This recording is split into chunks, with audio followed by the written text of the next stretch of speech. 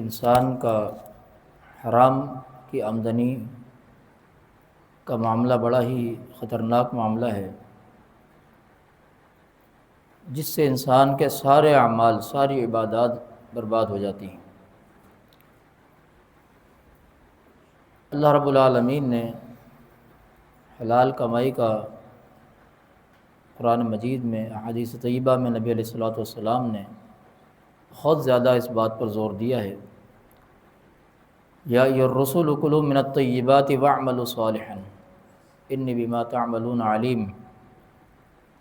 اے رسولوں کی جماعت، کلوا من الطیبات، پاکیزہ رزق کھاؤ، واعملوا صالحا، نیک اعمال کرو، انی بما تعملون علیم، تم جو کچھ بھی اعمال کرتے ہو میں ان کو خوب اچھی طرح جانتا ہوں۔ یا ایھا الذین آمنوا کلوا من طیبات ما رزقناکم، اے ایمان والو جو کچھ ہم نے تمہیں رزق دیا ہے اس میں سے جو پاکیزہ رزق ہے وہ کھاؤ، یعنی اس کو حلال کر کے کھاؤ، طیب طریقے سے کھاؤ، اس کو حرام طریقے سے نہ کھاؤ۔ تو یہ حکم انبیاء کے لیے بھی ہے، رسولوں کے لیے بھی ہے، اور عام اہل ایمان کے لیے بھی ہے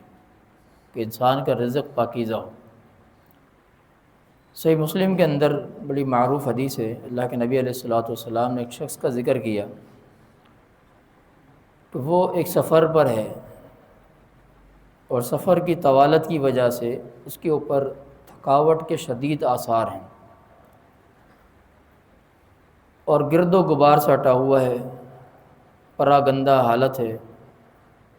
بال بکھرے ہوئے ہیں،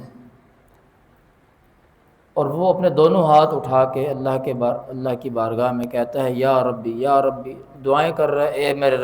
رب کہہ کے۔ اس سے مراد علماء نے حج کا سفر لیا ہے، اس لیے کہ حج کے سفر میں طوالت بھی ہے، تھکاوٹ بھی ہے، اور انسان گرد و غبار سے آلودہ بھی ہوتا ہے، اور بیت اللہ میں جا کے جو قبولیت کا ایک مرکز ہے، اس پوری کائنات میں قبولیت کا سب سے بڑا مرکز بیت اللہ ہے، اللہ کے دربار میں جا کے یا ربی کہہ کے احرام کی حالت میں دعائیں کرتا ہے، اور آگے سے جواب آتا ہے وَمَطْعَمُهُ حَرَامٌ وَمَشْرَبُهُ حَرَامٌ وَغُذِّيَ بِالْحَرَامِ وَمَلْبَسُهُ حَرَامٌ فَأَنَّىٰ يُسْتَجَابُ لِذَٰلِكَ۔ اس کا تو کھانا حرام کا ہے، اس کا پینا حرام کا ہے، اس کا جو لباس پہنا ہوا ہے وہ بھی حرام کا ہے، اس کے پیٹ میں جو غذا ڈلی ہوئی ہے وہ بھی حرام کی ہے، اب اس کی دعا کیسے قبول ہوگی؟ تو معنی یہ ہے کہ اتنی شدید محنت، تھکاوٹ، تکلیف، پیسے کا خرچ کرنا، لاکھوں روپیہ لگانا ایک نیک عمل کی خاطر، کسی کام کا نہیں، سب چیزیں برباد ہو گئی، اس کی دعا بھی قابل قبول نہیں، ہر چیز اس کی رد کر دی گئی۔ کس وجہ سے؟ صرف حرام کی کمائی کی وجہ سے۔ تو حرام کی کمائی سے اللہ تعالیٰ کبھی بھی انسان کا کوئی عمل قبول نہیں کرتا۔ نبی علیہ الصلوۃ والسلام نے فرمایا ان اللہ طیب لا يقبل الا طیبا۔ کل جو حدیث صحیح بخاری سے مسلم کی ہم نے آپ کے سامنے پڑھی تھی، اسی کے یہ الفاظ ہیں، بے شک اللہ تعالیٰ طیب ہے، وہ پاک ذات ہے، ہر قسم کے نقص، ہر قسم کے عیب سے مبرہ ہے، اور وہ اسی طرح کا مال قبول کرتا ہے، اسی طرح کی عبادت قبول کرتا ہے جو ہر قسم کے نقص سے، ہر قسم کے عیب سے پاک ہو۔ اور حرام سب سے بڑا عیب ہے انسان کے مال میں،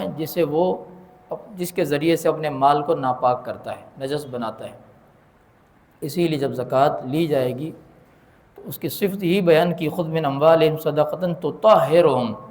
ان کو پاک کیجیے، ان کے مال کو پاک کیجیے، یعنی جس مال کی آمدنی اگرچہ حلال کی ہو لیکن اس میں سے زکوٰۃ اگر نہ نکالی جائے تو زکوٰۃ نہ نکالنے کی وجہ سے وہ حلال آمدنی سے کمایا ہوا مال بھی حرام ہو جاتا ہے، وہ مال پاک نہیں رہتا، وہ ناپاک ہو گیا، وہ نجس ہو گیا۔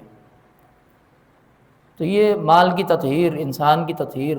اور پھر اسی بنیاد پر عبادت کا قبول ہونا، یہ اس کی بنیادی شرائط میں سے ایک شرط ہے۔ اسی طریقے سے صدقات کو برباد کرنے والے اعمال میں سے قرآن مجید میں اللہ رب العالمین نے 2 اعمال کا ذکر کیا ہے، ان میں سے یا ایھا الذین آمنوا لا تبطلوا صدقاتکم بالمن والاذی، اے لوگوں جو ایمان لائے ہو اپنے صدقات کو باطل مت کرو، یعنی برباد مت کرو، خراب مت کرو،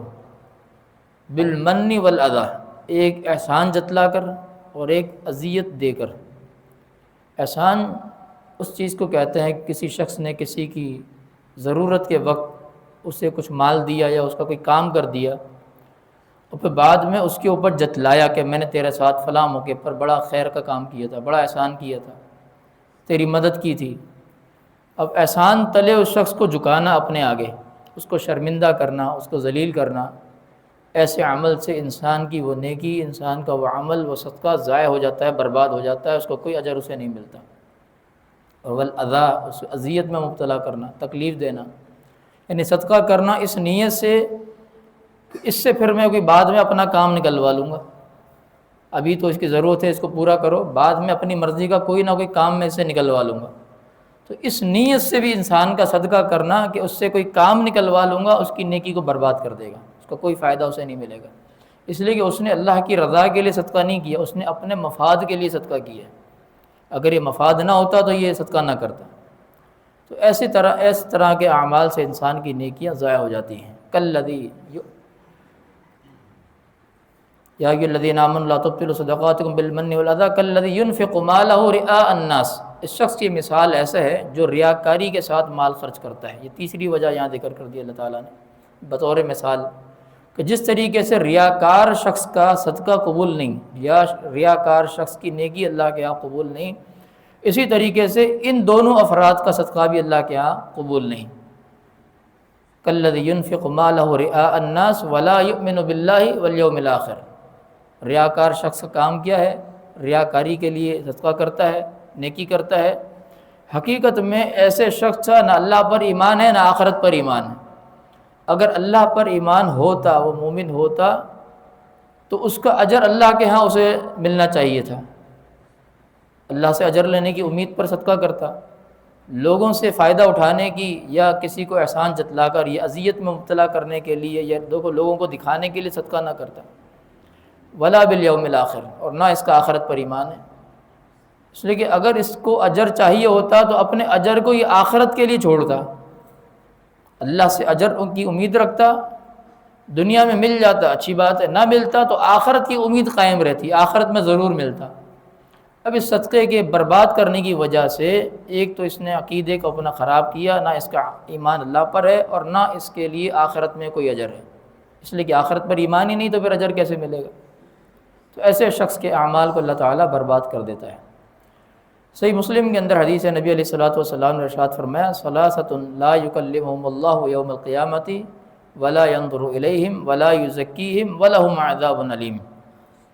تین قسم کے ایسے افراد ہیں کہ قیامت کے دن اللہ تعالیٰ ان سے ہم کلام ہونا پسند نہیں فرمائے گا،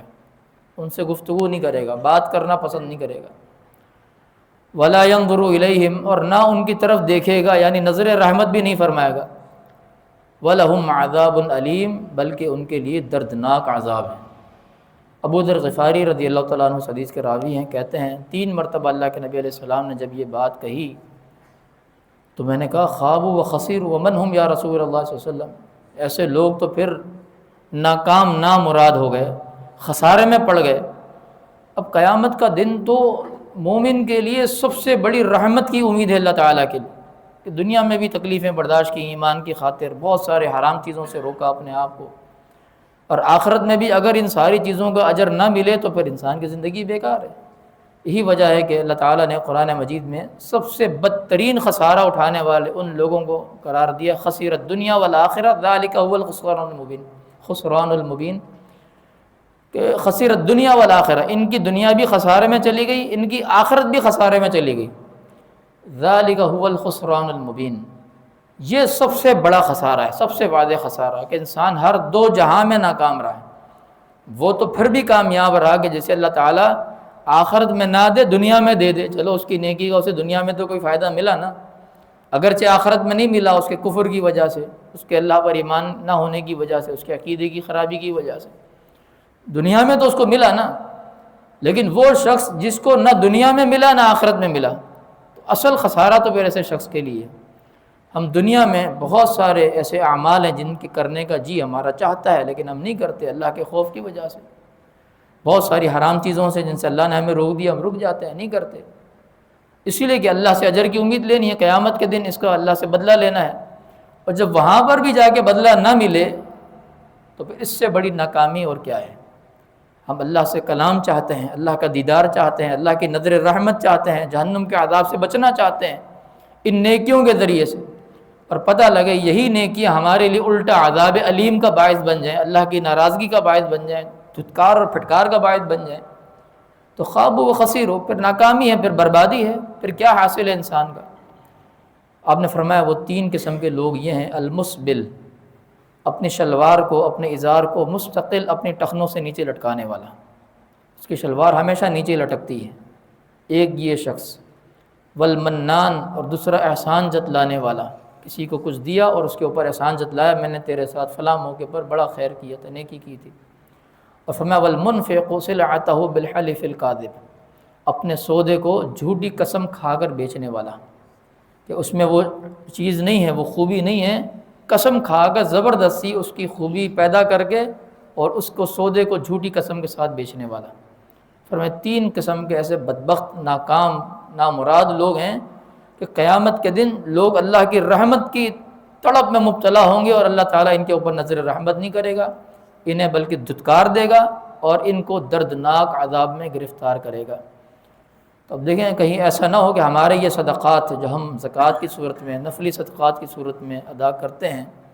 کہ کہیں یہ صفات ہمارے ان اعمال کو کھا نہ جائیں، برباد نہ کر جائیں۔ تو نیکیوں کی حفاظت کا ایک بہت اہتمام ہمیں کرنا ہے، ان چیزوں کی حفاظت کا،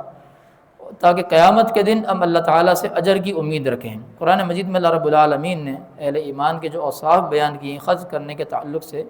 انما نطعمکم لوجہ اللہ لا نرید منکم جزاء ولا شکورا، ہم جو کچھ تمہیں کھلاتے ہیں یہ تو صرف اللہ کی رضا کی خاطر کھلاتے ہیں۔ لا نرید منکم جزاء ولا شکورا، ہم تم سے کوئی کسی قسم کی جزا بدلہ نہیں چاہتے کہ تم ہمارا کوئی کام کر دینا بعد میں، فلاں موقع پر تم ہمارے کام آ جانا۔ لا نرید منکم جزاء، یہاں پر اہل علم نے لکھا ہے ولا شکورا، اور جو آگے شکور یعنی شکریہ بھی تم سے ہم ادا نہیں کروانا چاہتے، کہ کوئی شخص صدقہ کرنے کے بعد، کسی کو کچھ کھلانے کے بعد، کسی کو کچھ دینے کے بعد اس سے شکریہ کی امید بھی نہ رکھیں۔ ہم کیونکہ ہم کمزور ہیں نا، ہم جب کسی کو کچھ دیتے ہیں اور وہ شخص پلٹ کے شکریہ بھی ادا نہ کرے تو ہمارے دل میں ایک بات بیٹھ جاتی ہے، دیکھو کیسا آدمی ہے، اتنا میں نے اس کے ساتھ احسان کیا، اس نے شکریہ تک ادا نہیں کیا۔ تو شکریہ ادا کروانے کی نیت سے صدقہ کرنا بھی صدقے کو برباد کر دے گا۔ کوئی امید نہ رکھیں کسی سے، لا نرید منکم جزاء، کوئی بدلہ بھی نہیں چاہتے تم سے، ولا شکورا، کہ تم شکریہ ادا کرو یہ بھی نہیں چاہتے، اس لیے کہ قدردانی اللہ تعالیٰ کی طرف ہے، اللہ تعالیٰ ہمارے اس نیکی کی قدر کر لے، اس کے بدلے میں ہماری مغفرت کر دے، جنت دے دے، اپنا دیدار دے دے، یہ ہمارے لیے کافی ہے۔ تمہارے شکریہ سے ہمیں کیا ملے گا؟ کچھ نہیں فائدہ ہونے والا، چند جملوں سے کیا مل جائے گا؟ تو شکریہ کی امید بھی کسی سے نہ رکھیں، ولا نرید منکم جزاء ولا شکورا۔ تو شکریہ کسی سے ادا کروانا زبردستی اور اس پر اپنے دل میں کسی کے بارے میں برائی رکھنا، یہ چیز بھی انسان کے لیے جائز نہیں، اور یہ چیز بھی اس کے صدقے کو برباد کر دیتی۔ تو کتنی باریکی ہے اعمال کی حفاظت کی خاطر جو شریعت نے ہمیں سکھائی ہے۔ اللہ تعالی ہمیں سمجھنے کے عمل کرنے کی توفیق عطا فرمائے۔ سبحان ربک رب العزۃ عما یصفون وسلام علی المرسلین والحمد للہ رب العالمین۔